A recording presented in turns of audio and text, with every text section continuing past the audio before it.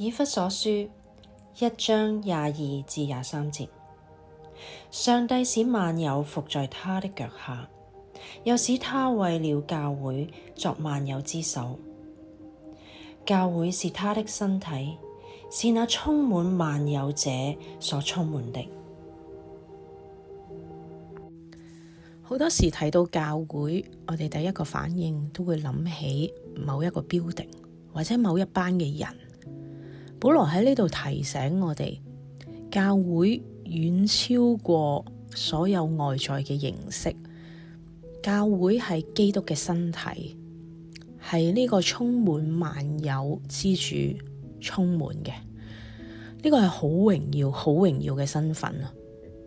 試想象一下，其實呢，以弗所書1章21節就提到基督係擁有所有嘅權柄，而22節到23節呢一度就講到萬有都要服喺基督嘅腳下。接住就提到教會，講到基督係教會嘅頭。試想象一下，所有萬有、所有受造物、靈界，所有嘅嘢都要服喺基督嘅腳下。點解呢一度要講到教會呢？點解佢唔講下宇宙，講下森林，講下大海，都係基督嘅掌管呢？保羅刻意要提到教會，而且講到教會同基督係一個非常密切嘅關係。教會係基督嘅身體，基督係教會嘅頭，大家係互相連結住。教會冇可能冇咗基督，冇可能唔靠住基督去維繫，冇可能唔以基督為主。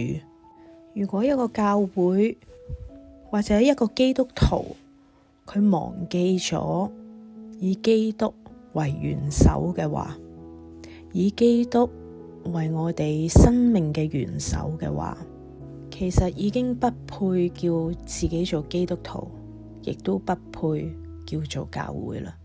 基督好愛教會啊！佢甚至願意卑微自己，稱教會為佢嘅身體。我哋呢，而家好多人都會養寵物，特別可能養貓養狗。好多人都認為呢啲寵物係我哋家人，佢哋係我哋嘅心肝命定，可能會俾寵物上我哋張床瞓，可能會成日同啲寵物一齊。但係我哋總唔會願意瞓喺寵物張床度，總唔會願意瞓喺佢哋張狗床或者貓窿嗰一度。我哋同寵物嘅連結係有限度嘅，我哋願意同佢嘅連結有限度嘅，但係基督竟然願意話教會係佢嘅身體，佢係教會嘅頭，佢願意做我哋嘅頭，呢一個已經係好大好大嘅恩典。弟兄姊妹，我哋一齊為到基督，佢願意連結我哋，佢願意做我哋嘅頭而感恩啦。意味住我哋嘅教會唔係淨係靠人嚟領導或者推動嘅，而係我哋必須專注喺耶穌基督嘅身上，呢一位天上掌權嘅主帶領住我哋。我哋有一個咁智慧無限、咁充滿能力、咁愛我哋嘅主做我哋嘅頭，我哋點會唔感恩呢？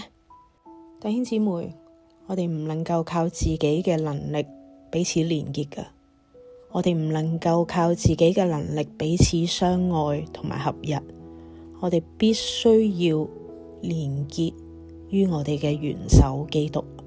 願意我哋時刻都記得耶穌基督係我哋生命嘅元首，係教會嘅元首。我哋一齊祈禱啊！親愛主耶穌，好多謝你願意成為教會嘅元首，成為我哋生命嘅元首。主耶穌，我哋不配㗎，你竟然願意卑微自己，同我哋扯上一個咁密切嘅關係。主啊，幫助我哋明白我喺你身體係乜嘢嘅位置，願意我哋唔好再以自我為中心，而係願意順服你嘅帶領。主啊，好多謝你成為我哋嘅元首。主啊，求你再一次充滿我哋，校正我哋要成為一個你喜悅嘅教會，成為一個你喜悅嘅門徒。我哋同心禱告，係奉主耶穌基督嘅名禱告，阿門。